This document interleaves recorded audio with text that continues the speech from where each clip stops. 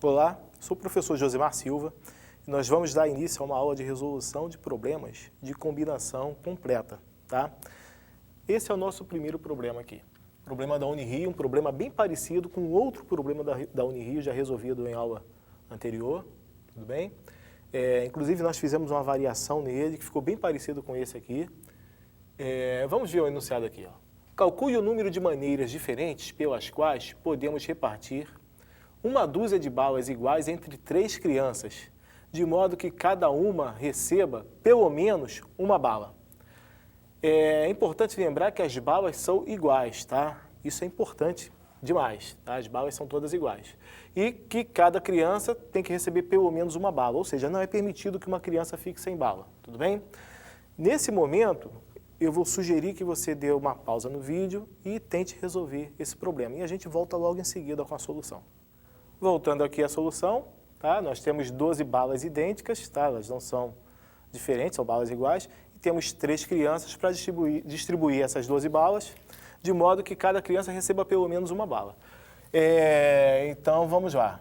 Eu tenho C1, é o número de balas que vai ser destinado à criança 1, C2 é o número de balas que vai ser destinado à criança C2, e C3 é o número de balas que vai ser destinado à criança 3. Lembrando que o fato das balas serem iguais faz com que a diferença entre duas configurações seja apenas a quantidade de balas, recebidas por cada criança, a quantidade de balas recebida por cada criança, tudo bem? Isso é que vai caracterizar a diferença entre duas configurações, apenas isso, tá legal? Então, olha só, usando o mesmo artifício que nós usamos na última aula, tá? Onde nós resolvemos o problema de encontrar o número de soluções inteiras positivas, tá? Número de soluções inteiras positivas. Por que inteiras positivas? Porque nenhuma dessas variáveis aqui pode ser zero, tá? Dessa equação, nós fizemos o seguinte, as 12 barras, tá? Que vão perfazer 12, evidentemente, ali, né? Vão me produzir 11 espaços, tá? E eu tenho que escolher 2 espaços positivas. Deixa eu consertar isso aqui. Positivas, né? Então, desses 11 espaços, eu tenho que escolher 2 lugares para alocar os sinais de mais, tudo bem? Isso vai me dar a combinação de 11, 2 a 2, tá? Então, vai ficar 11 vezes 10 dividido por 2, ou seja, 55 possibilidades. Essa é a resposta para o nosso problema, tudo bem? Quero fazer um comentário aqui a respeito desse problema. Existem problemas bem mais elaborados que esse, muito parecidos com ele, tá? Cuja diferença é muito sutil. Por exemplo, o enunciado deixa bem claro que as balas são iguais. Se as balas fossem diferentes, a gente teria um problema bem complicado ali. A gente teria um problema do número de funções sobrejetivas ou sobrejetora, tá? O cálculo do número de funções sobrejetivas, tá? E essa função seria uma função de A em B, onde A é o conjunto das balas e B o conjunto das crianças, tudo bem? O fato da função ser sobrejetiva significa que nenhuma criança pode ficar sem bala, ou seja, cada elemento do contradomínio tem que receber uma imagem, pelo menos, né? E aí o problema ficaria bem complicado. Para esse tipo de problema existe até uma fórmula, tá? Então a fórmula está aqui, ó. Para valores pequenos de n e k, a gente dá até para fazer sem essa fórmula de uma maneira que não seja tão complicada, tá? A gente não vai estudar essa fórmula aqui, de onde ela surgiu, não vai demonstrar ela, porque foge ao objetivo aqui do curso, já se refere a uma combinatória muito mais elaborada, muito mais rebuscada. Quem tiver interesse pode pesquisar, tá? Número de funções sobrejetivas, tá? Contando o número de funções sobrejetivas ou sobrejetoras, tudo bem? Isso é uma parte bem difícil da combinatória, tá? Mas quem tiver interessado em pesquisar, existem várias literaturas falando sobre isso, tudo bem?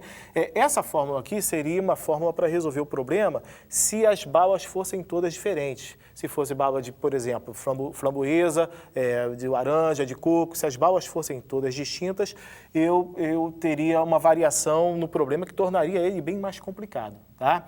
E ainda uma outra variação no problema se as balas fossem distintas e as crianças pudessem receber 0 bala, por exemplo, pudesse acontecer de uma criança ficar sem bala, o problema já ficaria um pouco mais simples, tá? Com as balas distintas e as crianças podendo receber nenhuma bala. Aí a resposta para esse problema seria 3 elevado a 12, tá?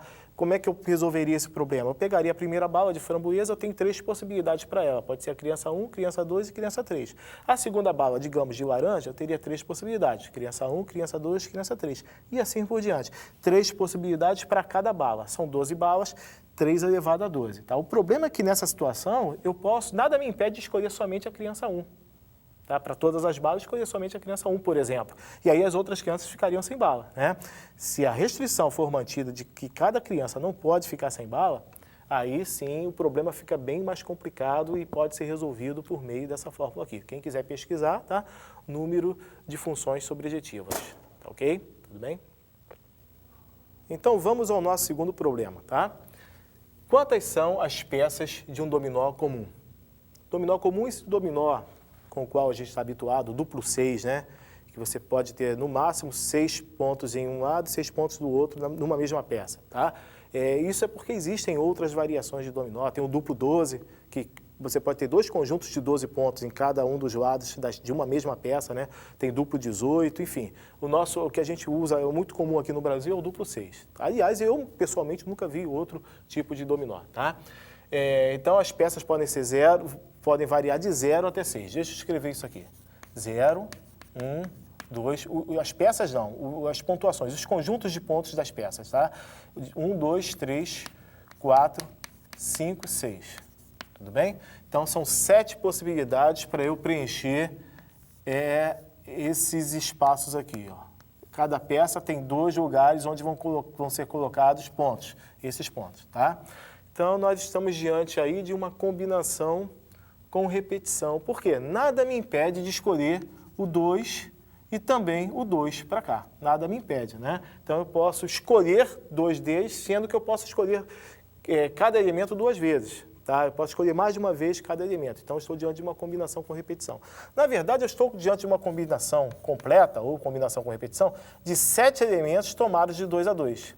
Como nós já vimos na fórmula, né, nós deduzimos isso, usando a fórmula, seria 7 mais 2 menos 1, tomados de 2 a 2. Tá?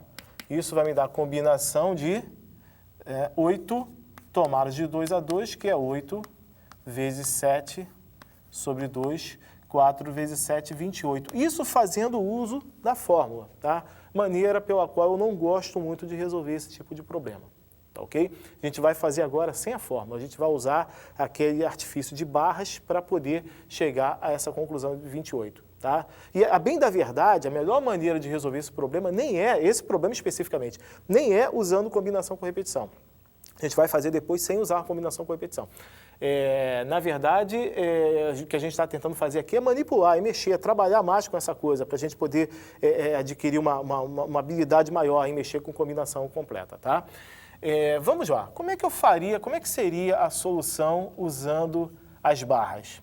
Bom, para usar as barras, eu vou olhar para essa equação aqui, tá? Eu tenho que encontrar o número de soluções inteiras e não negativas dessa equação com 7 variáveis, tudo bem? Meu P é 2, tá? Lembrando que essa fórmula, a fórmula que nós acabamos de usar aqui em cima, ela é N mais P menos 1 tomado de P a P. Tudo bem? Meu P é o termo independente. E eu tenho que descobrir o número de soluções inteiras e não negativas dessa equação. Uma das possibilidades é essa aqui, essa é uma solução. Tá? Como é que eu interpreto essa solução aqui? Repare que x0 é a quantidade de vezes que eu vou usar o zero, tá? O conjunto de pontos zero. O x1 é a quantidade de vezes que eu vou usar o 1, x2 é a quantidade de vezes que eu vou usar o 2 e assim por diante. Essa solução aqui, ou essa configuração, se refere a essa peça aqui de dominó. O x1, que é o número de vezes que eu vou usar o 1, é uma vez, tá? E x3 é o número de vezes que eu vou usar o conjunto 3. Então, essa configuração está ligada, tá? Se refere a essa peça do dominó. Tudo bem? Repare que se eu tiver duas barras juntas, duas barras coladas, significa que os dois conjuntos são iguais, né? 3 e 3, por exemplo, tudo bem? Então eu quero descobrir o número de maneiras de permutar esses objetos. São 6 sinais de mais e 2 barras, ou seja, são 8 objetos, tudo bem? 1, 2, 3, 4, 5, 6 sinais de barra. Então, 6 mais 2, 8, eu tenho permutação de 8, dos quais 2 são iguais a barra e 6 são iguais a sinal de mais. Tá legal? Isso vai me dar 8 fatorial sobre 2 fatorial vezes 6 fatorial. Repare que vai ser exatamente a mesma coisa que eu tenho aqui, ó. Combinação de 8, 2 a 2 é a mesma coisa que combinação de 8, 6 a 6, que é a mesma coisa que permutação de 8 com 2 elementos iguais entre si e 6 elementos iguais entre si. Isso vai me dar um total de 28. Então é uma outra maneira de resolver, tá? Sem usar friamente a fórmula, mais uma vez repetindo aqui, da qual eu não gosto muito, tá? Então está aqui usando as barras. Também não é um processo tão simples, até a gente pegar a prática para manipular essas coisas, a gente tem um pouco de dificuldade de identificar quem é o N da fórmula, né? N é a quantidade de variáveis, são 7 aqui no caso, e quem é o P, o termo independente, tá? Dá um pouco de trabalho você entender isso, tudo bem? Agora nós vamos a uma outra solução, uma solução mais simples. Bom, uma solução bem mais simples do que essa que nós acabamos de ver, usando combinação completa, é a seguinte. Vamos pensar nas peças com conjuntos de pontos diferentes, tá? Para isso, basta escolher 2 valores desses aqui para colocar nos 2 lugares da peça, tudo bem? Combinação de 7, são 7 possibilidades, tomadas de 2 a 2. Agora, vamos pensar nas peças iguais. São quantas as peças iguais? Ora, são 7 peças iguais. Eu tenho a peça com 0, 0, a peça com 1, 1, a peça com 2, 2, a peça com 3, 3, 3, até a peça com 6, 6. Então, mais 7. Isso vai me dar, combinação de 7, 2 a 2, vai dar 7 fatorial, tá? Sobre 5 fatorial vezes 2 fatorial mais 7. Combinação de 7, 2 a 2 é 21. 21 mais 7, 28. Eu encontrei o mesmo resultado obtido anteriormente. Tá legal? Tudo bem? Agora, uma pergunta que eu posso deixar para vocês é a seguinte. Será que, de um modo geral, combinação de N 2 a 2, combinação simples, mais N, vai ser igual a combinação completa de N tomado 2 a 2 sempre? Tá? Ou foi só uma coincidência aí? Você pode pensar nisso aí. Tudo bem? Bom, com isso a gente encerra nossa aula de hoje.